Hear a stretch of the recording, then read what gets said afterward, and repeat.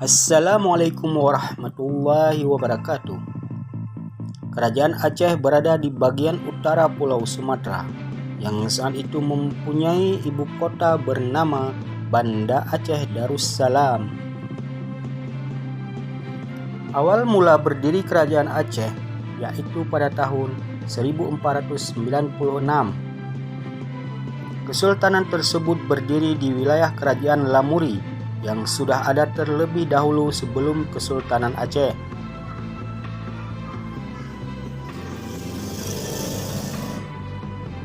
Kerajaan Aceh saat itu dipimpin oleh penguasa pertamanya, yaitu Sultan Ali Mogaya Shah, yang dinobatkan sebagai raja pada tanggal 8 September 1507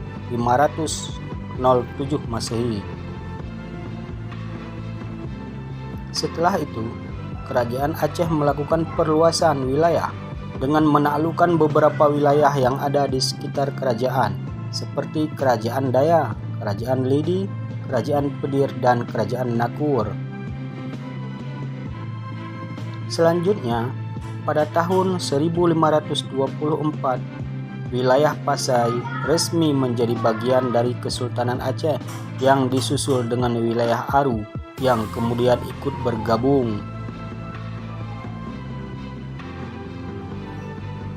Kesultanan Aceh memiliki pemimpin tertinggi yang berada di bawah kekuasaan seorang sultan.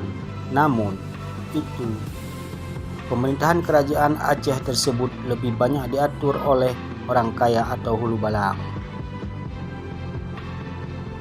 Hikayat Aceh menyebutkan bahwa terdapat sultan yang disingkirkan dari jabatan penguasa. Salah satunya dari yang disebutkan yaitu Sultan Sri Alam pada tahun 1579. Hal tersebut dilakukan karena perilakunya yang tidak masuk akal dalam membagi-bagikan harta milik kerajaan kepada para pengikutnya.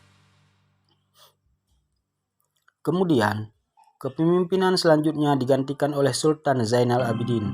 Namun sayangnya, Sultan Zainal dibunuh beberapa bulan setelah dinobatkan menjadi raja. Hal ini disebabkan karena ia memiliki sifat yang kejam dan juga memiliki kecanduan berburu serta adu binatang.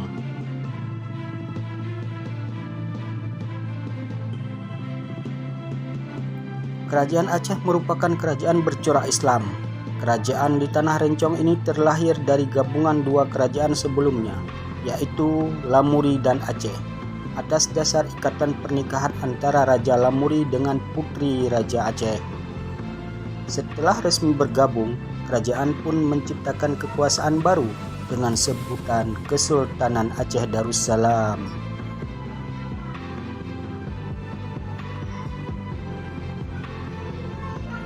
Regenerasi kepemimpinan kerajaan Aceh tersebut berlanjut, mulai dari putra Ali Mogaya Shah yaitu Salahuddin sampai kepada Sultan Iskandar Muda 1607 Masehi hingga 1636 Masehi.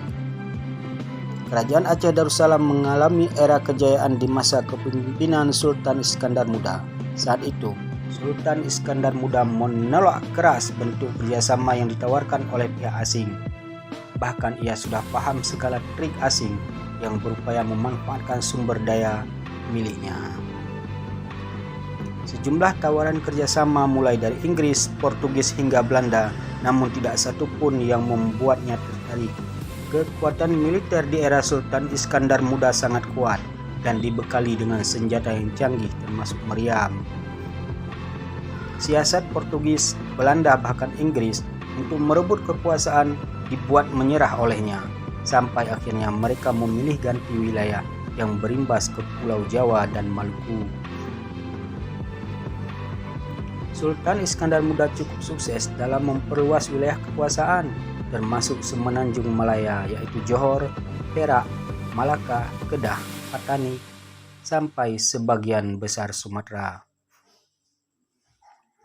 Pada masa Sultan Iskandar Muda pula, Aceh menaklukkan Pahang yang merupakan sumber timah utama dan melakukan penyerangan terhadap Portugis di Malaka dengan armada yang terdiri dari 500 kapal perang, dan 60.000 tentara laut.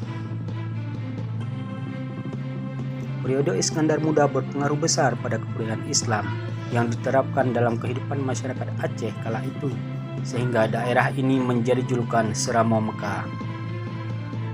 Usai Sultan Iskandar Muda wafat pada Desember 1636 Masehi, para penggantinya kurang mampu mempertahankan kebesaran kerajaan. Kedudukan Aceh yang merupakan salah satu kerajaan terbesar Asia Tenggara mulai melemah dan semakin mudah dipengaruhi oleh pihak luar. Kesultanan Aceh terus menjadi incaran asing ketika bangsa barat mulai menguasainya dengan perjanjian Traktat London dan Traktat Sumatera. Sikap penguasa bangsa asing untuk mendapatkan Aceh mulai menjadi lebih nyata, tepatnya pada 26 Maret 1873 saat Belanda menyatakan perang kepada Sultan Aceh. Perang Sabi berlangsung selama 30 tahun itu membuat Kesultanan Aceh berakhir. Sultan Aceh yang terakhir, Sultan Muhammad Daud Shah, terpaksa harus menyerah kepada Belanda. Kerajaan Aceh berkuasa mulai akhir abad ke-15 hingga awal abad ke-20. Dalam rentang 4 abad tersebut telah berkuasa 35 orang sultan dan sultanah. Sistem pergantian tahta di kerajaan Aceh tidak selalu kepada putra laki-laki, akan tetapi bisa juga putri, keponakan atau istri raja yang wafat. Oleh karena itu, seorang putri pun memungkinkan untuk memegang jabatan raja atau disebut dengan sultanah. Demikian sekilas cerita tentang kerajaan Aceh pada kesempatan kali ini. Semoga bermanfaat bagi kita semua. Amin ya rabbal alamin. Wassalamualaikum warahmatullahi wabarakatuh.